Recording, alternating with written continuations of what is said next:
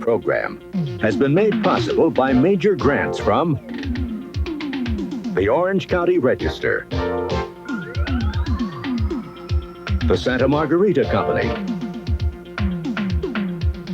and Parker Automotive Corporation.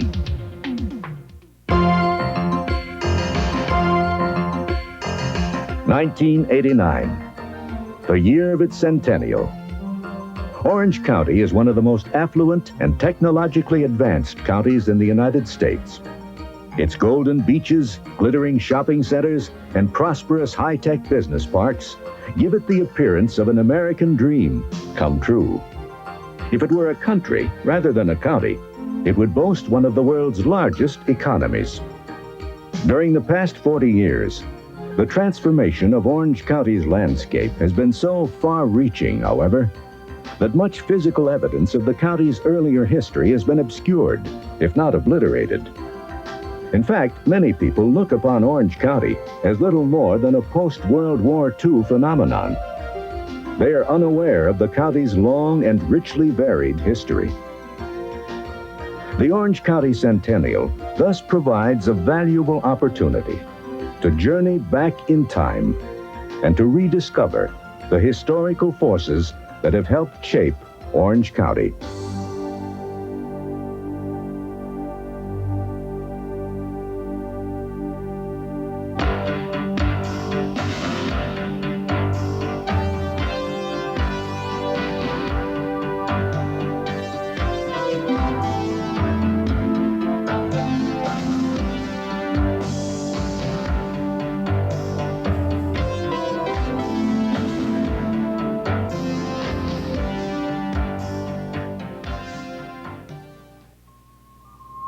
Over the centuries, many different groups have been attracted to this region, and each has left some imprint on the land.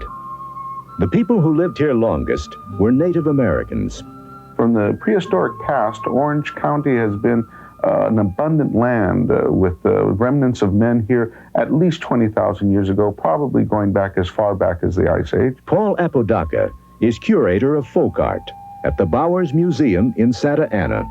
The people who lived here in Orange County had a very luxurious lifestyle by many other Native people standards. They had an ample supply of food with lobster dinners available to them off the coast of Orange County with the California spiny lobster. Because of the great abundance of food and good weather, we estimate that Indians here only had to spend about 4 hours a day maintaining their lifestyle. The rest of the time then was left free for art, for science, for leisure, and the arts of Orange County blossomed in the form of basketry. And the Indians of Southern California, as well as the Aleutian Island Indians, are considered the finest basket makers in the world. Two different Indian tribes inhabited present-day Orange County. The names by which we know them come from the Spanish. Gabrielino, for those Indians living in the territory associated with Mission San Gabriel, and Juanino, for the Indians who lived in the vicinity of Mission San Juan Capistrano. Native Orange Countyans used the stars, the sun, the moon in order to set calendars, to be able to navigate on the ocean, to travel along the land. All of these were well within the knowledge of the native Californians that lived here in Orange County. One of the great achievements of Southern California culture was the plank canoe. The Tomal, as it was called among the Chumash in Santa Barbara, was the only plank boat ever made by Indians in North America. Plank canoes, similar to this modern recreation of a Chumash-style Tomal, were used widely along the coast of Southern California. Long before Europeans ever came to California, trade was very important to the economy that was very wealthy here in Southern California. From the southwest, turquoise and other items were brought all the way out to the coast, and foodstuffs were traveled from the coastline of Orange County out to the island chain that we call Catalina. When the Spaniards arrived here in Southern California, they noted that these boats could literally travel in circles around the landing craft that was used by the Spaniards. It's estimated that these boats, open-paddled on the ocean, could travel at a remarkable 9 knots. In the late 1700s, historical forces were at work in distant Spain that were destined to disrupt the local Indian culture. Historian Norman Nerberg explains what prompted Spain to undertake the colonization of Alta California. This was motivated, among other things, by a fear of the extension of Russian colonization from Alaska into California. Also, they were very concerned in finding a good, safe port where the Spanish galleons from the Orient could stop on their way to Acapulco.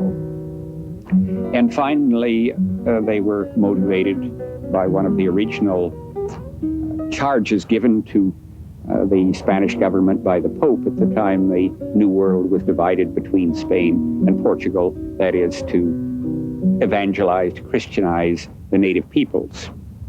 Since a military-style occupation was considered too costly, Spanish authorities chose the mission as the most appropriate and efficient instrument of colonization. Harry Francisco, field archaeologist at Mission San Juan Capistrano, describes the Spanish plan. So the plan was for the churches to locate at strategic locations which could be held with a minimal military occupancy. In line with this policy then, in 1769, Gaspar de Portola and Father Junipero Serra moved north from Baja California and established a mission in San Diego.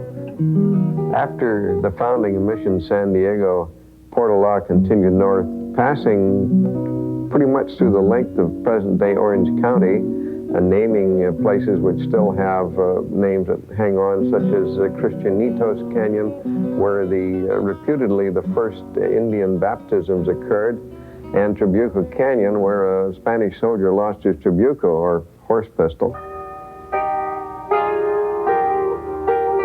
Mission San Gabriel, which had authority over the northern half of what is now Orange County, was founded in 1771.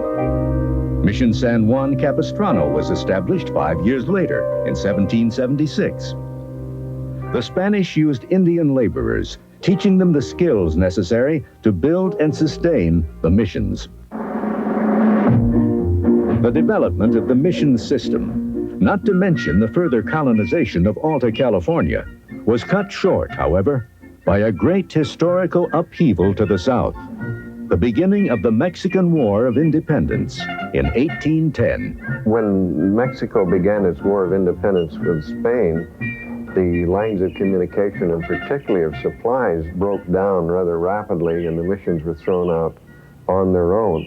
Some of them remained flourishing economic units, such as Capistrano. Others were unable to survive. Although Mission San Juan Capistrano survived the disruptions caused by the Mexican War of Independence, the local Indians didn't fare as well.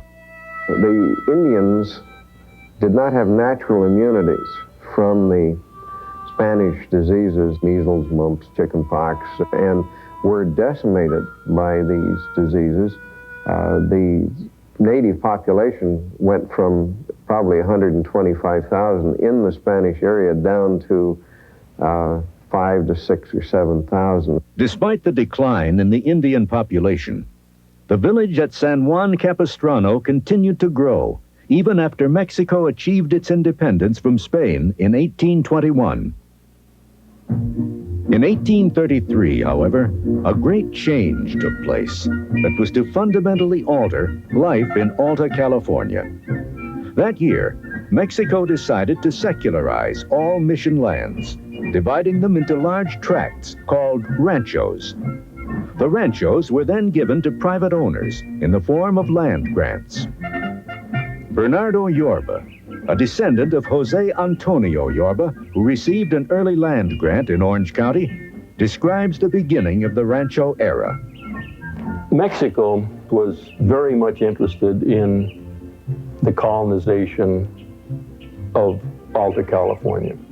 They had heard of and had seen the movement of the Americans toward the West, and to be sure their claims were credible, it was necessary to develop a rancho system to even a greater degree than what had taken place before.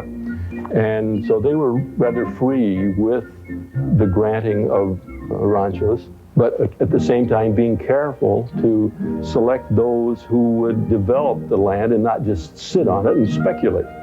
They wanted activity, they wanted herds, they wanted groves and orchards to develop a real trade in Alta California, between Alta California and Mexico, and even other countries. For a time, the ranchos flourished, giving rise to a colorful way of life in Southern California. They were famous for their parties, the weddings and the fiestas. The women were gorgeous and dressed beautifully. The trading ships would bring in the silks and the mantillas. But life was not all peaches and cream in those days. The drought in the middle of the 1800s changed the whole face of California. Cattle died, we'll say in the first year of the drought, well, okay, we have a bad year. God's going to provide. There's always rain. There's going to be grass. The cattle will thrive. Well, then another year went by with the same thing, and another year, and the first thing you know, cattle were dead everywhere. And in the interim, these naive individuals were borrowing money from, I hate to call them carpetbaggers or things, but let's say opportunists from outside of California who loaned money at absolutely outrageous interest rates and were willing to foreclose and desired to foreclose at the drop of a hat. While California was still ruled by Mexico, immigrants from Europe and the eastern United States began arriving, attracted by the opportunities in a new and open land. The Mexican authorities welcomed them, hoping they would hasten local development. One such immigrant was John Forster, who had been born into a poor working-class family in Liverpool, England. Forster's great-great-grandson, Tony Forster, recalls the beginnings of his rise to prominence. In the early 1840s, Forster left San Pedro, where he had become the first captain of the port, and moved to what is now Orange County, where he began acquiring land. His first two acquisitions were Rancho Mission Viejo and Rancho Trabuco. In 1845, John Forster bought the Mission San Juan Capistrano at public auction for the staggering sum of some $710. The mission was offered for sale under the secularization program as administered by the then Mexican government. He moved his family into the mission right here in the South Wing, where he lived for approximately the next 20 years. By 1848, the United States had expanded all the way to the West Coast, forcing Mexico to give up Alta California and other territories. In 1850, California became a state. Forster responded by taking American citizenship, and for the next 30 years, he continued expanding his land holdings. At the time of his death, Forster had amassed nearly 250,000 acres and 30 miles of coastline in Southern California. John Forster left behind not only vast holdings, but also vast debts. His heirs were forced to sell most of the ranch. This time, the holdings passed into the hands of another immigrant, Richard O'Neill, who had been born in County Cork, Ireland. The sprawling O'Neill Ranch, now called Rancho Mission Viejo, stands as a link between the rancho era of the 19th century and present-day ranching in South Orange County. Rancho Mission Viejo has been operated by members of the O'Neill family for over a century. Two of the current owners are Richard J. O'Neill and his nephew, Anthony Moiso. There's pride in how the ranches are kept up, how the rangelands are maintained, how the herds are improving every year. And so that feeling, I suspect, has been here on this ranch, as in other ranches in Orange County, the Irvine Ranch and the Moulton Ranch across the way, down through the decades. You know, one of the things that occurs to RJ and to me is that when you are fortunate enough to have a land like this, to have a lot of land, over the years, you become emotional with the property. You become very fond of some of the places on this ranch. We know that in certain canyons there are red-tailed hawks and where they live, what tree that they're in. I take walks on this ranch and I get to know where the springs are, where the nice canyons are, and I do go out on occasions and have a picnic out there. So you get very defensive. You want to hold on to those kind of things for yourself and for the future. One aspect of this ranch about which we're really proud is the fact that it is still a ranch.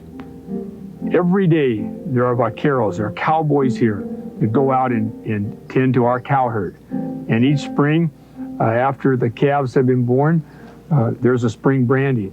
And we still go gather the cattle and we brand them here. And as we've said many times in public, we plan to do that for 100 years to come.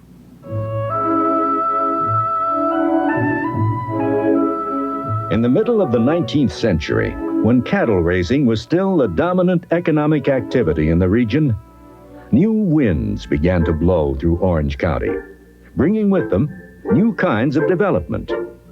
Not long after California statehood in 1850, a group of German immigrants, then living in San Francisco, made plans to establish a colony in Orange County. Florence Mitchell is related to the founders of what became the city of Anaheim. Anaheim has the most interesting history in the state of California. It is one of the oldest developmental experiments in colonization that we have. And I'm particularly interested in this kind of thing because my great-grandparents were part of the original settlers of this city of Anaheim. My grandmother, whose name was Amalia Froling, was the first bride of Anaheim. She was married to one of the founders of Anaheim, John Froling. John Froling was in the wine business. He and several other German immigrants dreamed of creating a great wine-producing colony, one that would be patterned after similar communities in Germany. In 1857, a comprehensive master plan was drawn up for the new settlement, making Anaheim the first town in Orange County to be developed according to a master plan. The colonists sent a representative, George Hansen, ahead of the main party to purchase land and begin preparing their model town. Hansen hired a number of Indian laborers to do the preliminary work. When the colonists finally set foot in Anaheim 2 years later, lots had already been laid out. Roads had been cleared, an irrigation canal had been constructed, and vineyards were already in place and ready to bear fruit. Despite all their preparations, however, the settlers still had to face many hardships. They had floods, they had droughts, they had a grasshopper plague. The hardships were terrific. With all of these things happening, these people were very successful in creating these vineyards. In fact, for 25 years, the vineyards from Anaheim were the largest in the state of California, and they shipped to places all over the world. It was a growing industry.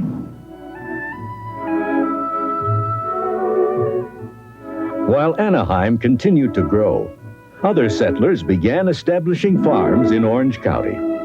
More and more land was brought under cultivation, and farming slowly replaced ranching in the fertile Santa Ana Valley. Over time, Orange County developed into one of the most productive agricultural regions in the state of California. The next great historical force to affect Orange County arrived on steel rails.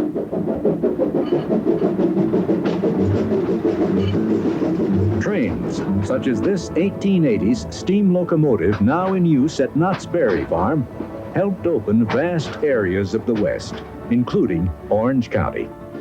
Steve Donaldson is an authority on the railroad history of Southern California. As new lands were added to the United States, there was a need for increased transportation and communication with the eastern seaboard, and the railroads were the solution to that problem. Railroads provided a more economical and a more rapid means by which people could travel from east to west, and by which they could receive the goods and materials that they needed to set up their pioneer communities. The first railroad to be built in Orange County was a branch of the Southern Pacific, which came down from Los Angeles to Anaheim. This line was built in 1874 and opened for service in 1875. There were mixed feelings about whether this was going to be a benefit or not to this area, and in fact, a vote was held in order to determine whether bonds would be floated, taxes levied in order to subsidize the construction of this road. The people of Orange County actually voted against it because they felt that the cost was greater than the benefit would be, but because Orange County was then a part of Los Angeles, and Los Angeles County as a whole voted in favor of the project, Orange County received its first railroad really over its own objection. In spite of initial reservations, the railroad proved to be quite an economic benefit to Anaheim and Orange County at large. No longer did merchants and farmers have to haul their crops all the way by wagon over dusty and sometimes very muddy roads to either Anaheim Landing or San Pedro Bay. The Southern Pacific had a literal monopoly on railroad transportation in Orange County for approximately 10 years, until in 1887, the Santa Fe built down through the Santa Ana Canyon and became the second transcontinental railroad to provide service to this area. A fierce competition soon developed between these two major transcontinental railroad companies. Rates were reduced, which induced people living in the Midwest and the eastern states to come to California to try a new way of living. The Southern Pacific and the Santa Fe took it upon themselves to literally sell Southern California to the rest of the country. As a result, thousands and thousands of people came to California and began looking at the land. Dr. Glenn Dumpke is Chancellor Emeritus of the California State University System and author of the best-known book on the boom of the 1880s. Well, the boom of the 80s in Southern California did the same thing for that part of the state that the gold rush did for the northern part. The gold rush made Northern California a part of the United States, and the real estate boom of the 80s made Southern California a real part of the United States. The boom in Orange County greatly benefited a number of existing communities, especially Orange, Santa Ana, and Anaheim. And it gave rise to several new ones, including Buena Park and Fullerton. The founders of Fullerton, Edward and George Amerige, viewed rail service as being key to the growth of their new community. They were able to persuade a prominent Santa Fe Railroad official, George Fullerton, to provide service to their town in return for a generous land bonus. The rail link was considered so vital that the Amerige brothers decided to honor Fullerton in perpetuity by naming their town after him. While Fullerton survived, many other boom towns didn't. Fairview, St. James, and McPherson are but a few of the many paper towns that failed despite the dreams of their promoters. Another of these towns was Carlton, which was located near the mouth of Carbon Canyon. Carlton resembled some other boom projects which did not survive. It was located at an elevation, but the elevation deprived it of access to water. And the lack of water and irrigation facilities obviously brought it to a quick end.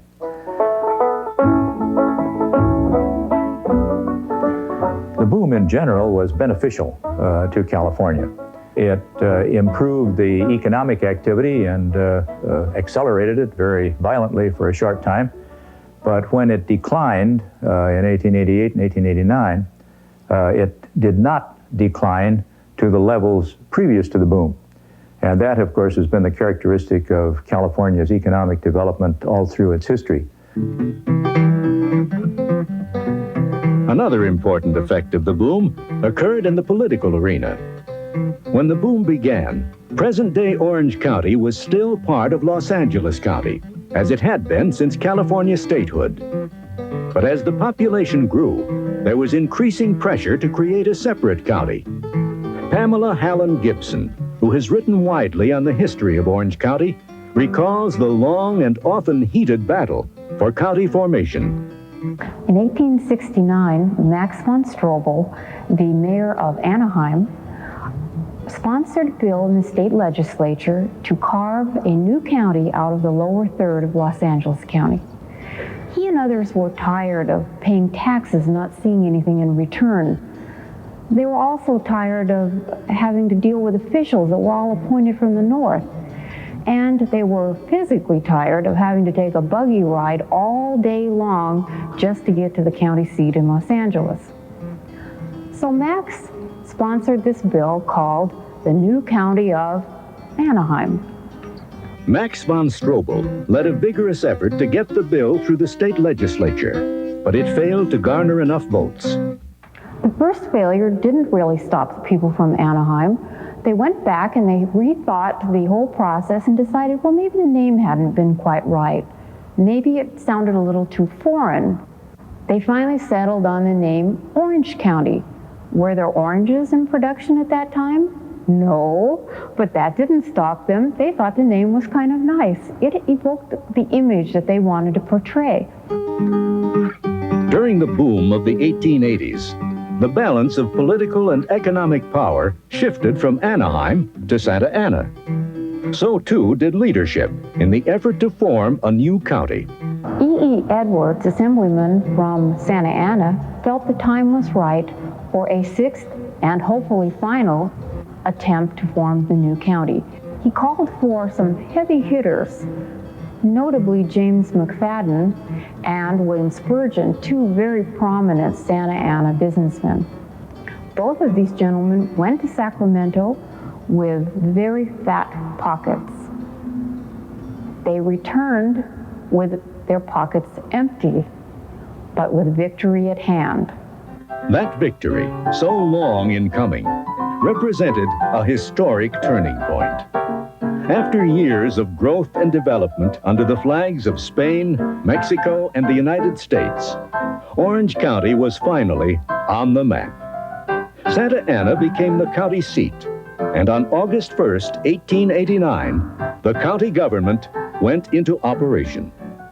The first county courthouse, built at the turn of the century, stands, even today, as a powerful symbol of the political and economic emergence of Orange County.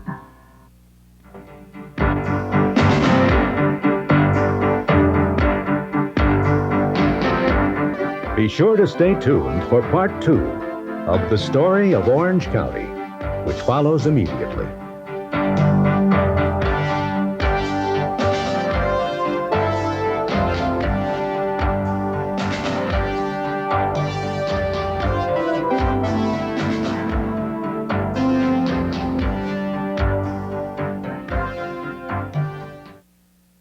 Your watch has been made possible by major grants from the Orange County Register, the Santa Margarita Company, and Parker Automotive Corporation.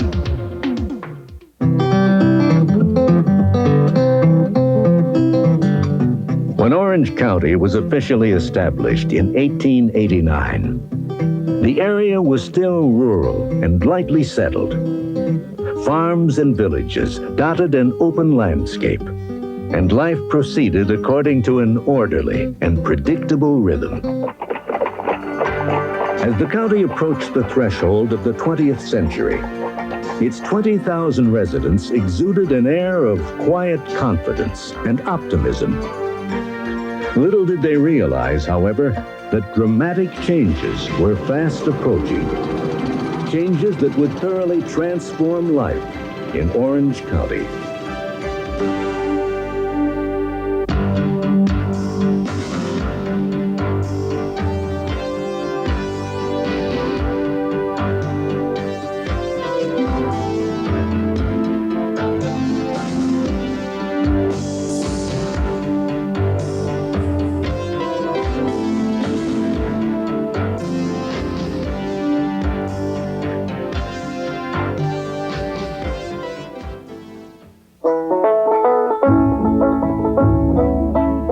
Orange County and citrus. For For many decades, the words were nearly synonymous. Although orange groves such as these on the Irvine Ranch are an increasingly rare sight today, they once blanketed vast areas of the county and were its proudest symbol. In the 1890s, Orange County began to establish a national reputation for high-quality citrus products, especially Valencia oranges. One of the key people in the development of the Valencia industry was Charles Chapman of Fullerton. When Chapman arrived in 1894, oranges were generally viewed as a winter fruit, with the navel orange being the dominant variety. Chapman believed that oranges could be marketed in the summer as well, and saw in the late ripening Valencia an opportunity he thought other growers were missing. His son, Irvin Chapman, recalls what happened.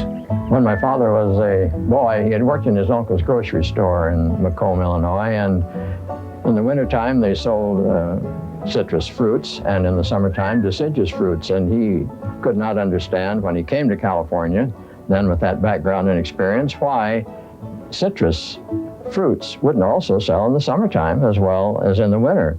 And he had the vision that if he expanded his citrus holdings with Valencias, that he would increase the consumption of citrus throughout the country. And as a result of his vision and his determination to expand it, he became known as the father of the Valencia orange industry.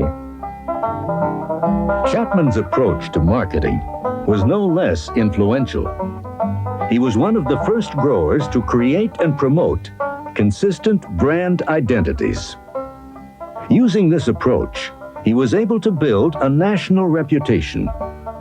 He also employed bold and distinctive labels to distinguish his various citrus products. By far the most famous was the Old Mission brand of Valencias. His Old Mission brand was not the first lithograph brand. There had been other brands in other packing houses, but he was the first one that endeavored to maintain the same quality year after year so that the market would know what they were buying. One incident might be interesting. In the New York auction one year at the end of the season, he was going down the Erie Pier where there were probably 50 or 60 cars, freight cars of oranges on the dock, and all of them were open so that the buyers could see the oranges except one. And he asked what was wrong with that, and the buyers said, well, those are Old Mission. We don't need to look at those. Once Charles Chapman proved the marketability of Valencias, other growers followed his example, planting thousands of acres throughout the county. Valencias quickly became the pride of Orange County.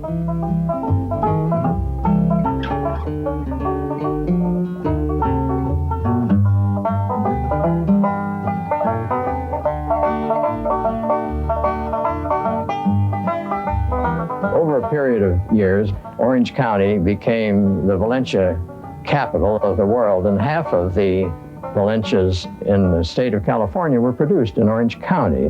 While citrus was still king in Orange County, a new technology appeared that was to have an enormous impact on the area. The catalyst for change was once again an innovation in transportation, this time the interurban trolley. When trolleys first arrived in Orange County at the beginning of the 20th century, they heralded the dawn of a new era. Contemporary opinions about trolley cars are clouded by the fact that we've grown up in an era dominated by the automobile. To people who lived at the turn of the century, it was the intercity or interurban electric trolley car, cars very much like this one here, which were the revolutionary form of transportation. Historian William Myers is an expert on the history of Southern California's first mass transit system. The interurban trolley car brought a level of freedom and independence, especially to rural communities, that had never been enjoyed before. The interurban system, known as the Pacific Electric Railway, was the brainchild of Henry Huntington, who had grown up in a railroading family. But Henry Huntington did not want to go into the railroading business. He had a different view. He saw the electric railway as a new instrument for urban and suburban development. And he saw that this could be applied well in Southern California, which had wide open spaces, widely separated communities, lots of land for development, needed only an arterial rail system with fast, frequent electric trolley cars to connect these cities and communities and suburbs together with each other. He was able to put all of this together in Southern California through the development of the Pacific Electric Railway, the famous red cars that we all remember so fondly. The red cars greatly benefited Orange County's economy. In the first decade of the 20th century, 3 different routes were built in the county, each offering both passenger and freight service. New residential and commercial development closely followed the opening of new trolley lines. The first line was built along the coast, from Long Beach south to Seal Beach, Sunset Beach, Huntington Beach, Newport, and Balboa. Henry Huntington himself owned land in Balboa in the Newport area, and this line was constructed, at least in part, to assist in his land development schemes. The historic Balboa Pavilion is a remnant of that era. It was built in 1905 as a bathhouse to accommodate tourists arriving on the trolley. The second line was built on a central route from Los Angeles down to Santa Ana. It proved to be a tremendous economic boom for communities along the way, like Stanton and Garden Grove and Buena Park, also Orange, which was served by a branch line. People who lived in Santa Ana could take the red cars to Los Angeles to go to the theater in the evening, for example, or to do their daily shopping. The journey was slightly under an hour and cost 85 cents for the round trip. The third line went into the northern part of the county, from Whittier to La Habra, Brea, and Yorba Linda. Although there wasn't a great deal of passenger traffic on this line, the freight traffic was very important. Thousands of carloads of citrus products were taken out over this line every year to destinations all over the United States. In fact, this line was one reason why Orange County really lived up to its name. Southern California was literally bound together by the steel rails and copper wires of the Pacific Electric Railway. In this way, as Henry Huntington had foreseen, Southern California became one of the great economic powers in the United States. While the Pacific Electric system helped unify Southern California economically, the next revolution in transportation had an even greater effect. The automobile arrived early in the 20th century and contributed to a new round of growth in Orange County.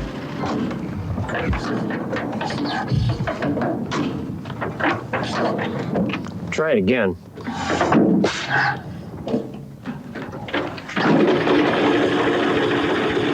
Doug Longevin is an authority on the automotive history of Southern California and is also a collector of antique automobiles. The automobile provided the first real burst of freedom for people. They were able to go places when they wanted and where they wanted, and it was exhilarating. That's where the term joyride came from. People actually went out riding in automobiles for the sheer joy of just driving around. They weren't really what you'd call a useful vehicle at that time because people ran them in seasons. They laid them up for the winter. Rich people would actually go so far as to have 2 bodies for their expensive cars, one a closed winter body and one an open summer body, which their chauffeur would exchange according to the season. Although cars were considered toys and impractical at that time, a lot of people were fascinated with their ability to cut through the schedules that normally imprisoned them, but they were still very, very expensive. For comparison, this 1910 2-cylinder Buick cost about $750, and you could buy a fresh new-built house in Huntington Beach on a double-wide lot for only $600 at that time. Where there are wide, smooth, well-lighted roads of today, people just really don't realize what the roads were like. They were rough, rutted dirt roads, muddy in the winter, dusty in the summer, to where people actually wore special clothing called linen dusters to keep the dust off their clothes, heavy leather gauntlets to keep blisters from being raised while the wheel jerked around while they were attempting to drive. It was a very arduous thing to drive at that time. You carried lots of tools and spare parts because there were no garages around, and ordering spare parts from the factory could take months. You carried ropes and chains to pull yourself out of mud holes and out of ditches that you might slide into on the smooth rubber tires of that era. It was not at all the type of driving that you think of today. Streets and highways are the vital arteries of modern Orange County. In fact, roadways have long been instrumental in the county's development, going all the way back to the 1700s, when the Spanish explorer Gaspar de Portola blazed the first trail through Orange County, the legendary El Camino Real. We do still have traces of the old Portola Trail through Orange County, the 1769 route of Portola as he entered the county in San Clemente, traversed Orange County, and left Orange County in the La Habra area. Some of that virgin area that is relatively untouched still remains from that time. Esther Kramer is a well-known authority on the history of the La Habra area. She recalls the growing public demand for more and better roads after the arrival of the automobile. Around the turn of the century, there was a real impetus for improving the roads. Up to that point, we'd had dusty roads, we had muddy roads, and the people really felt that they should put forth more effort to improve this lifeline between the communities. Concern over poor roads led many people to become involved in a grassroots effort known as the Good Roads Movement. They formed local organizations throughout the county to push for road improvements.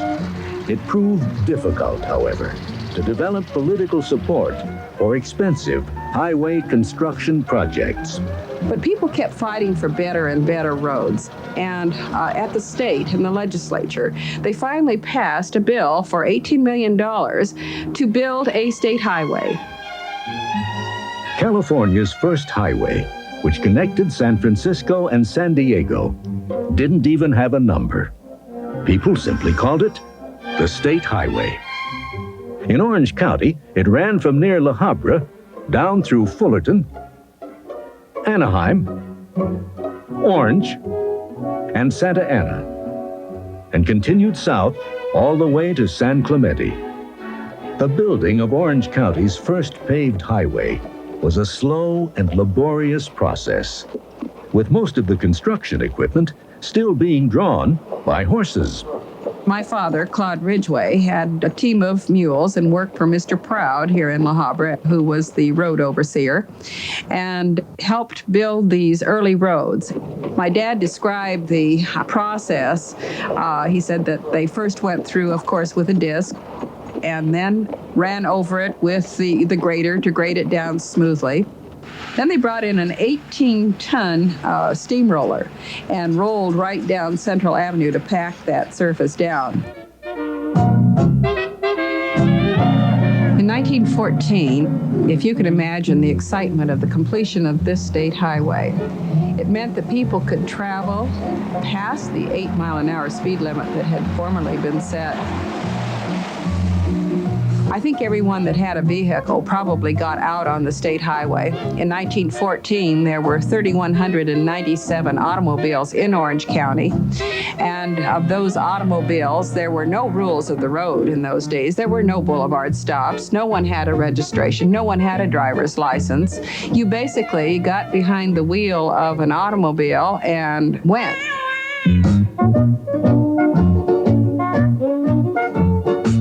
The growing importance of mechanized transportation was dramatically underscored during World War I, when events in Europe had a direct impact on Orange County.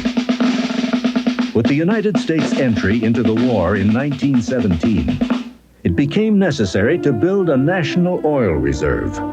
The federal government encouraged oil exploration throughout Southern California, including the Huntington Beach area. Barbara Milkovich, an expert on the history of Huntington Beach, describes what happened after oil was discovered there in 1920. Once they were sure there was oil in the discovery well, other wells came online rapidly, including the famous Bolsa Chica No. 1, which literally blew in at some 20,000 barrels a day. It flowed at this rate for several days until the well finally silted over. That is, the gravel on the sides fell into the well and stopped it up. Then they could get a pump on it and control it and keep it down to about 5,000 barrels a day at first. In fact, it was such a prolific well that as late as 1980, it was still producing 4,000 barrels a day of oil. This well actually established the Huntington Beach field as one of the largest in the United States. You can imagine what a change this brought to this sleepy little town. Up until this point, its main attraction had been the Southern California Methodist campground, which had summer Bible study meetings. The population changed dramatically too in this period.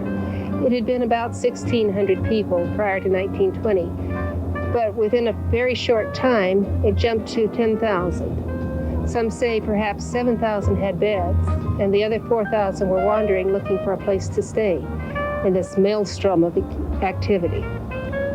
I've even been told that men on 3 different shifts would rent the same room and bed at 3 different times a day just to have a place to go.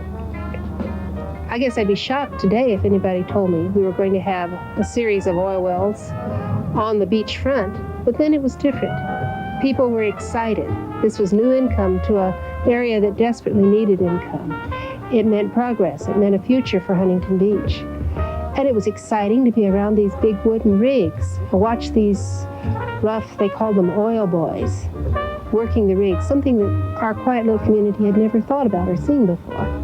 You can imagine, if you will, the summer visitor who came maybe once every 4 or 5 years and suddenly, coming back to their favorite beach, discovered it full of rigs. That must have been a very dramatic change. New oil fields fueled a growing revolution in transportation. The number of automobiles increased rapidly, and the construction of additional roads made it possible for people to travel more easily throughout the county. Coastal areas that had previously been isolated began to attract new attention, as well as increasing numbers of tourists. Newport was one of the beneficiaries.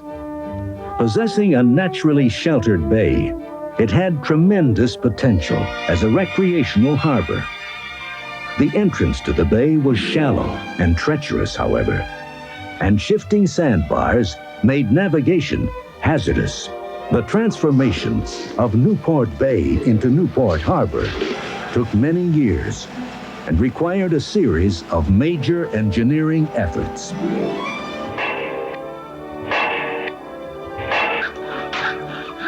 The Bitter Point Dam and the east and west jetties were built in the 1920s. Then, in 1935, a huge federal reclamation project was launched, under which 1 million tons of sand and rock were dredged out of the harbor. Upon completion, Newport was able to develop into one of the most popular recreational harbors on the West Coast. Newport Harbor is not the only coastal area to have been developed in the early decades of the 20th century. San Clemente is also a product of that era. It, like other parts of the county not served by trolley lines, benefited from the expanding highway system, which encouraged new growth and development. San Clemente was established in 1925 by Ole Hansen, an entrepreneur who had once been mayor of Seattle, Washington. Hansen dreamed of creating an entire new town, one that would have the charm and beauty of a Spanish Mediterranean village. His son, Eugene Hansen, seen here at what was once the Hansen family home in San Clemente, remembers how the idea originated. My father, after he was mayor of Seattle, went on a speaking tour, and part of his trip was to Europe. And when he sailed down the Mediterranean, he looked up at the hillsides that descended to the water, and he noticed the homes were white stucco with red tile roofs, both in France and in Spain. And he remembered this, and that the streets followed the natural contours. And something about it struck the artistic part in him and the practical. And when he came back, this was always in the back of his head, this dream village. Ole Hansen was determined to build his dream village. In 1925, he set up a sales tent and began offering lots on 2,000 acres of prime coastal land. Prospective buyers were given a free lunch before Hansen made an impassioned sales pitch. The thing was contagious, and my father told these people, in 50 years, from San Diego to Los Angeles will be built solid. Another 20 years, it'll be all the way to San Francisco. This is where people are coming. They like it here. We're giving them the nicest community there can be. It happened. It worked. He made the dream come true. San Clemente was built according to a comprehensive master plan, echoing the county's first planned community, the Anaheim Colony. Ole Hansen imposed strict architectural controls, the first of their kind in California. All buildings had to be constructed in a Spanish style, with stucco walls and red tile roofs. But not only the houses, a gas station, a cafe, a factory, everything had to be exactly that way. Exactly. He wanted it to be the perfect little city, and history surely has proven him right. San Clemente's most active and prosperous and gracious years, I think, were between 1925 up to 1929. And then something tragic happened. Black Thursday, the stock market crashed in 1929. People were jumping out of windows. In one bad day, America lost 55 billion true dollars. The stock market collapse plunged Orange County and the rest of the nation into a deep economic depression. Nearly every part of the county was adversely affected, with widespread bank closures, unemployment, and homelessness. The development of San Clemente ground to a halt, and Ole Hansen lost almost everything, including his own house. It was the United States' entry into World War II that effectively ended the Depression in Orange County. The federal government poured millions of dollars into the county to build a number of military facilities, many of which are still in operation today. One of them, the El Toro Marine Corps Air Station, was established in 1942. Another installation, the lighter-than-air Navy base in Tustin, now a Marine Corps helicopter facility, was originally built to house observation blimps. Those blimps were used in anti-submarine patrols along the coast of Southern California.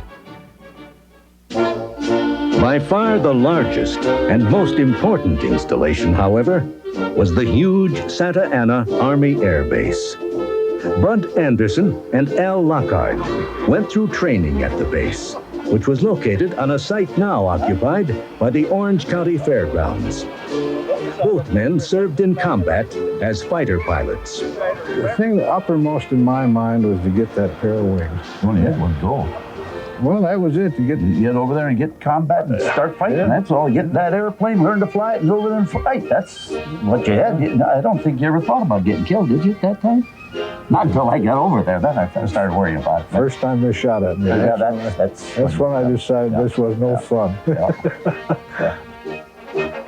The Santa Ana Army Air Base was one of the largest training facilities of its kind in the nation.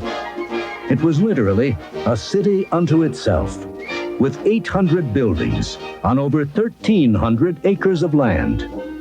Tens of thousands of pilots, navigators, and bombardiers were trained there. Many of the servicemen who passed through the base saw enough of Orange County to excite their imaginations.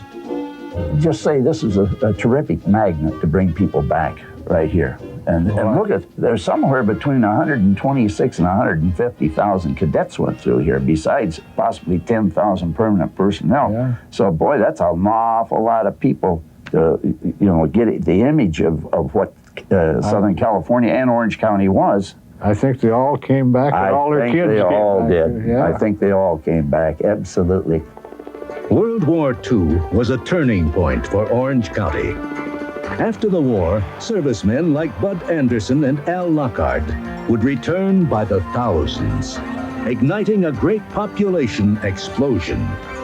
Soldiers and sailors who had helped win the war overseas would now turn their attention to the pursuit of prosperity at home. And Orange County would experience the greatest boom in its history.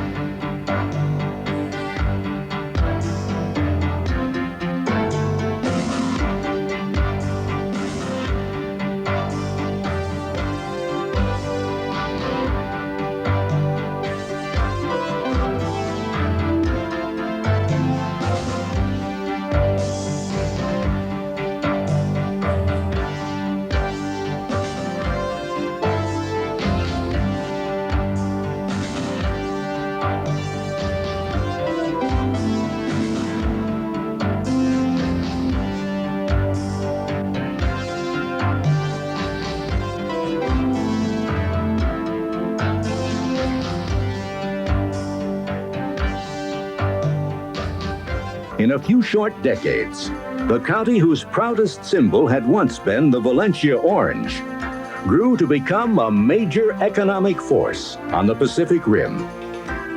The changes were so sweeping that by the late 1980s, Orange County had established itself as a world leader in high-tech research and development.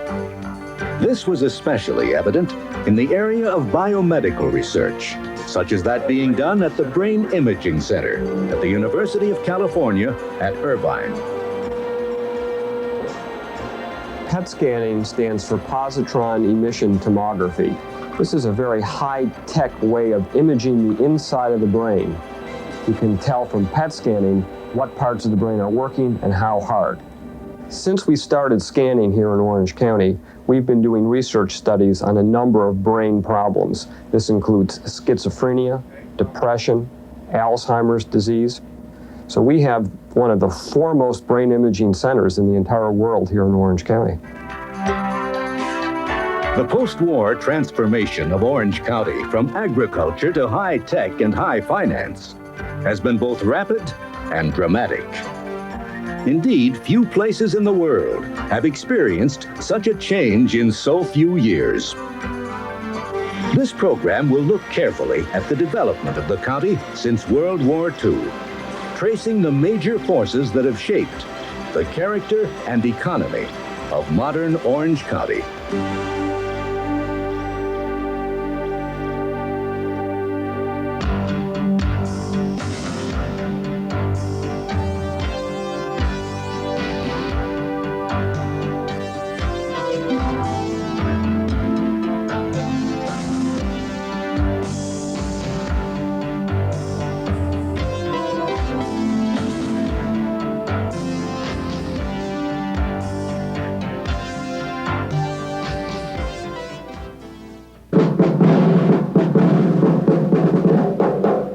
After World War II, veterans who had seen Southern California while in military service returned in droves, touching off a tremendous population explosion. Nowhere in Orange County were the effects of the post-war boom more dramatically evident than in Garden Grove. The many residential tracts that now characterize Garden Grove are almost all products of that period of unprecedented growth. Attracted by an abundance of affordable housing, easy credit, and proximity to the booming aircraft industry in nearby Long Beach, thousands of young families began to settle in Garden Grove in the 1950s. Former Garden Grove Mayor Kay Barr was one of the newcomers. We moved here in 1952. There were 4,500 people at the time that we moved to Garden Grove, so it was still very rural. Still, you'd see your orange groves, evidence of past agriculture. And when we did tell our friends and family that we were moving to Garden Grove, they said, "You're going where?" They thought we were crazy. They didn't even know where Garden Grove was. We planted those bushes. Yeah. What year did we plant those? Those were here from the beginning. Oh, at the beginning? Yes. Oh, yeah. Those were the first bushes. And we put a fence in here. Robert and Diane Marsh were among the many who found their dream home in Garden Grove in the 1950s. The price of the model that we liked was $11,950, and it's $300 down, $300 closing costs, and $95 a month. So that's what we bought. With demand for housing running high, Garden Grove quickly became a boom town. Builder Bob Main experienced the upheaval firsthand.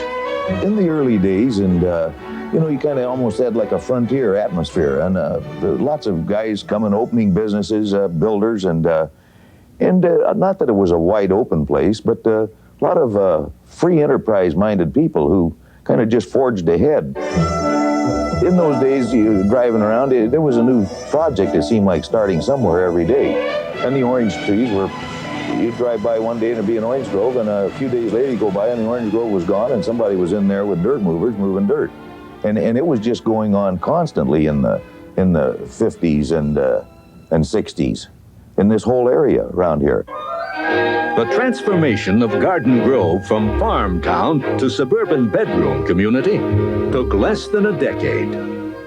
As orchards gave way to housing tracts, the city's population soared, climbing from 3,700 in 1950 to 84,000 in 1959. For about 3 years running, we were the fastest growing city in the world. One of the main reasons for incorporation was with the rapid growth we were experiencing in the Garden Grove area. Many people felt there was really no one at the helm controlling what was happening out here. They were just allowing development to go wherever and whenever it happened. We felt we needed greater local control, and that was one of the reasons, the primary reasons, that we incorporated in 1956. Well, at that time, growth was happening. It was like the tide coming in. Whether you liked it or not, the tide was coming in, if you could liken that to growth. And so people wanted to have a sense of belonging. And in the period from 1952 to 1962, 11 of Orange County's 28 cities went through the whole incorporation process. This thing here, the map is right here. Journalist Jim Cooper has covered most of the incorporation battles in Orange County in the post-war period. And then after the cities would get formed, the next phase they would go into is annexation. They'd say, now we're a city, but we regard this as our sphere of influence, so we regard that as our sphere of influence. But maybe the next neighboring city didn't think that was true, and they thought it was their sphere of influence. So after you had the incorporation wars, you then had the annexation wars. These territorial battles raged on throughout the 1950s and 60s.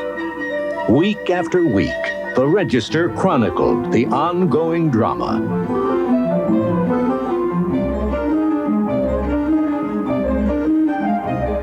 A major catalyst for the explosive growth was the freeway system. Begun in the 1950s, the new transportation arteries helped open Orange County, linking it with metropolitan centers throughout Southern California. The county's first superhighway, the Santa Ana Freeway, which was completed in 1958, spurred both residential and commercial development. It was also a key factor in Walt Disney's choice of Anaheim as the place to make his dream come true. Now we want you to share with us our latest and greatest dream. That's it, right here. Disneyland. Now on a site of 240 acres near the city of Anaheim in Southern California, right about in here, we've begun to build Disneyland, the place. We hope that it will be unlike anything else on this earth. A fair, amusement park, an exhibition, a city from the Arabian Nights, metropolis from the future.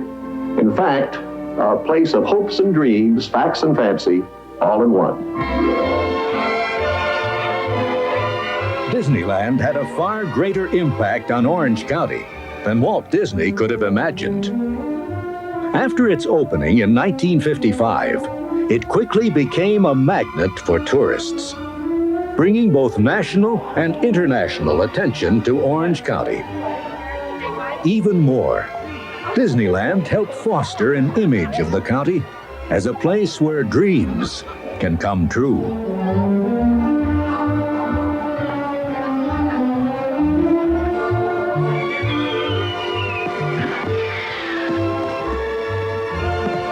Walt Disney was not the only entrepreneur who dreamed of creating a great entertainment park in Orange County.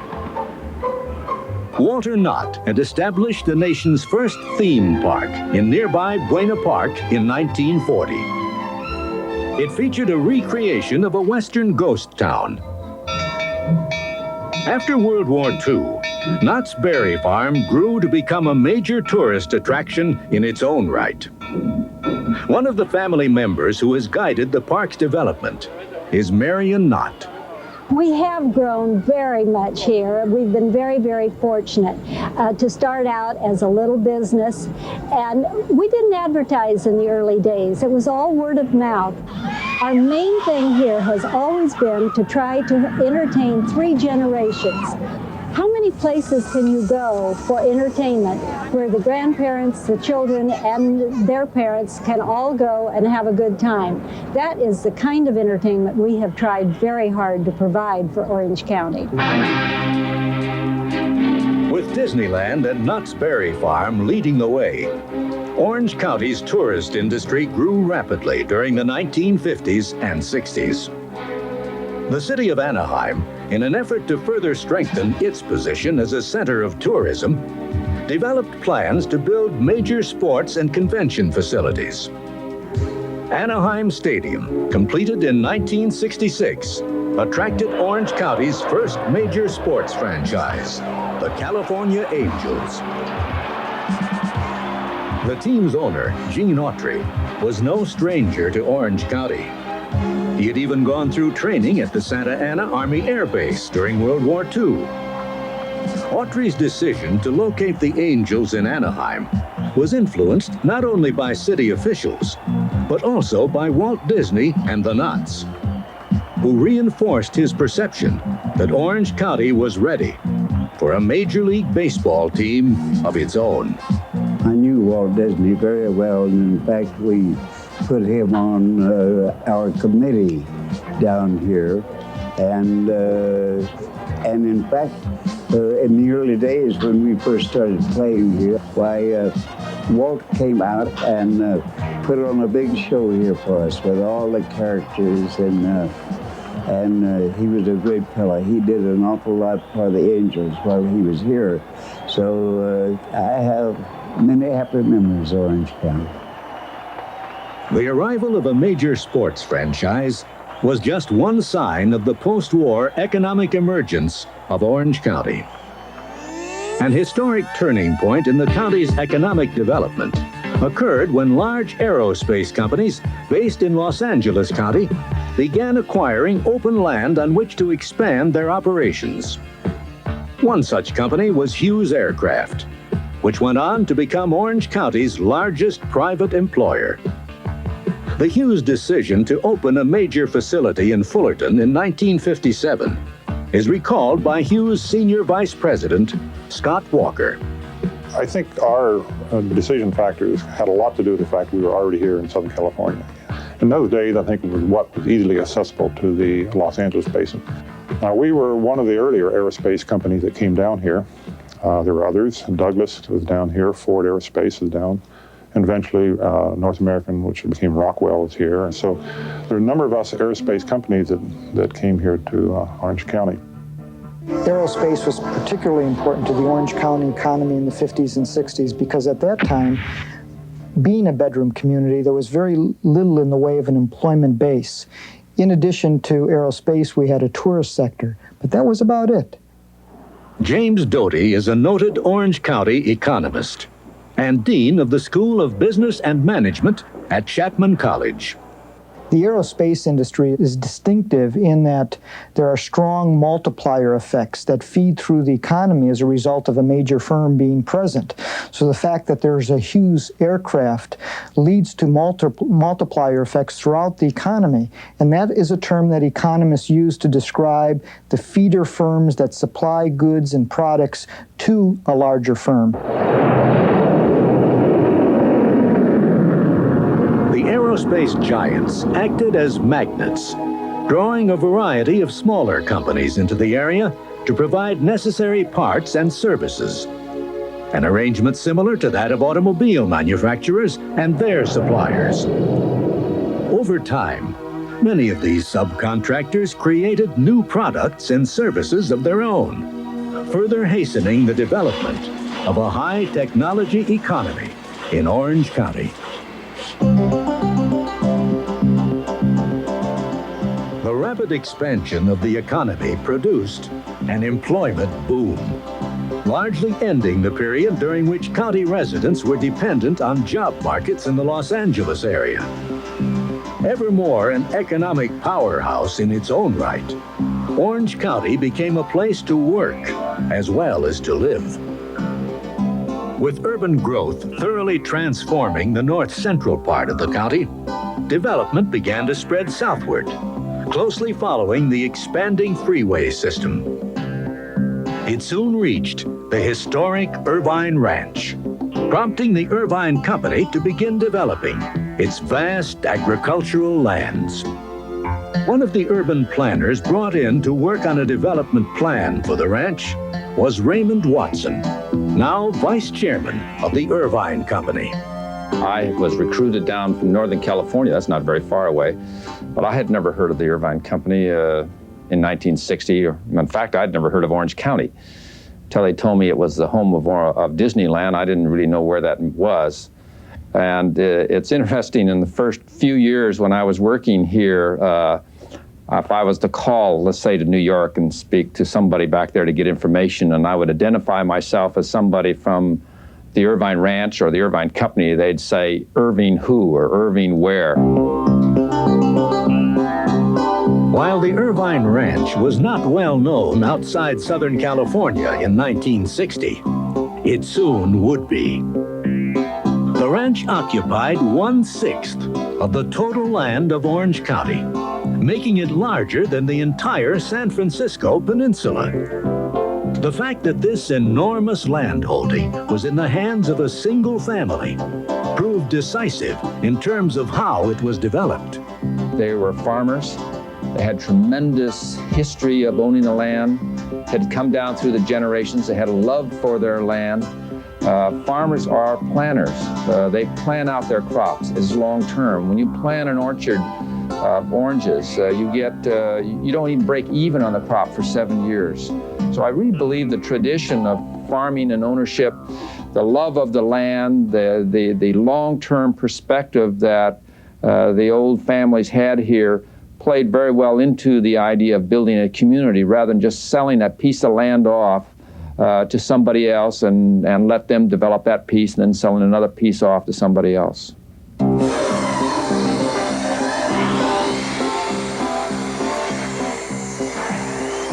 Controlling such a vast amount of land, the Irvine Company was able to plan on a scale unprecedented in Orange County history, dwarfing earlier planned communities such as the Anaheim Colony and the village of San Clemente.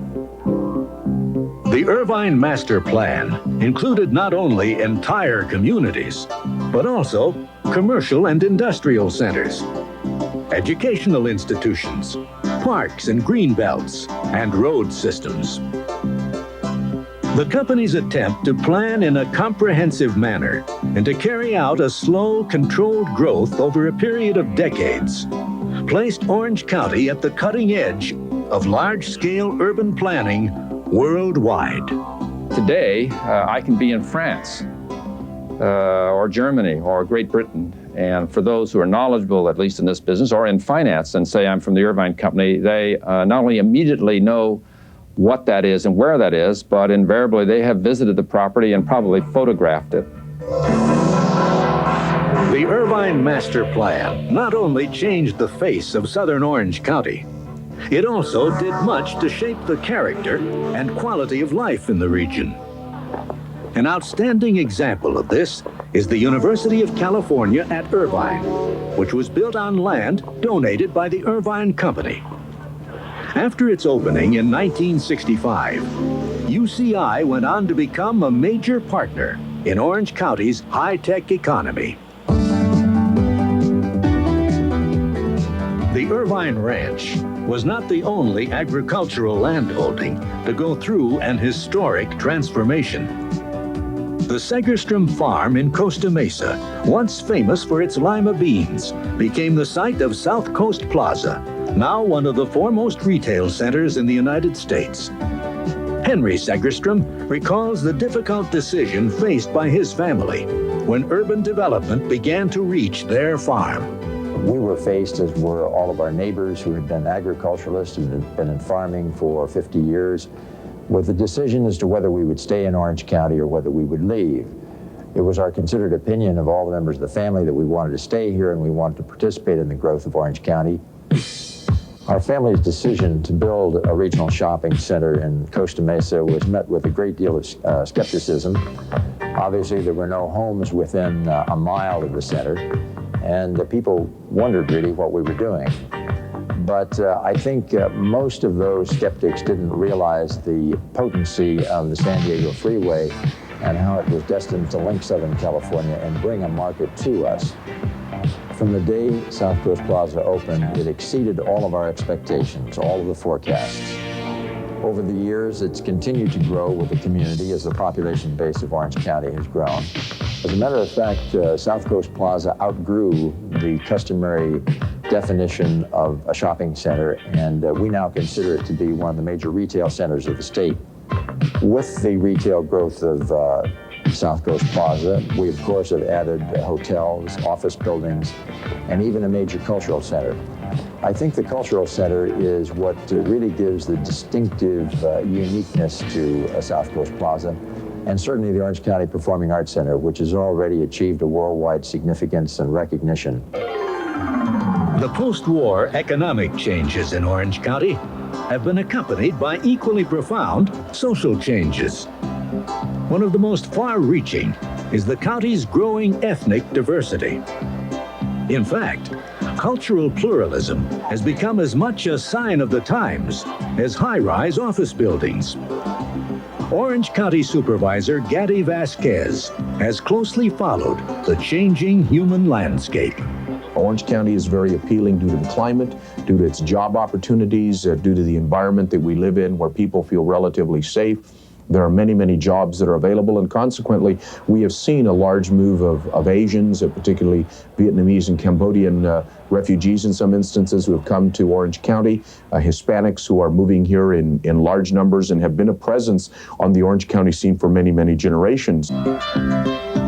The uniqueness and the diversity of our economic base is such that it offers many, many opportunities to a lot of different people. In particular, the small businessman and woman. There is a lot of room in this county for people with the entrepreneurial spirit. And I think if you look at areas like Santa Ana, where the Latinos have clearly made a very powerful presence in the economy of the city of Santa Ana, the downtown area in particular, as well as Westminster and Garden Grove, where Asians have clearly established a powerful economic presence, they are not only providing services and products to the people of Orange County at large, but they are also responding and catering to the needs of their unique constituencies, particularly in those areas that I've mentioned. So Orange County has a lot of different things to offer a lot of different people.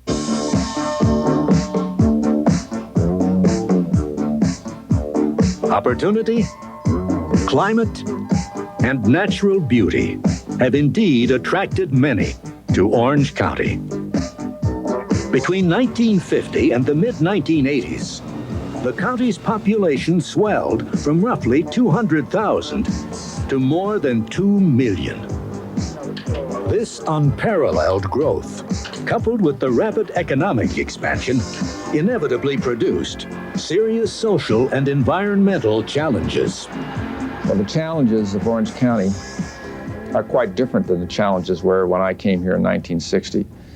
The challenges in 1960 were ones of dealing with the anticipated growth in a very positive way. We were still part of that American heritage of growth was good. We don't have that luxury anymore. So now the challenge is to find a way to grow, to build, but do it in a way that we can have clean air.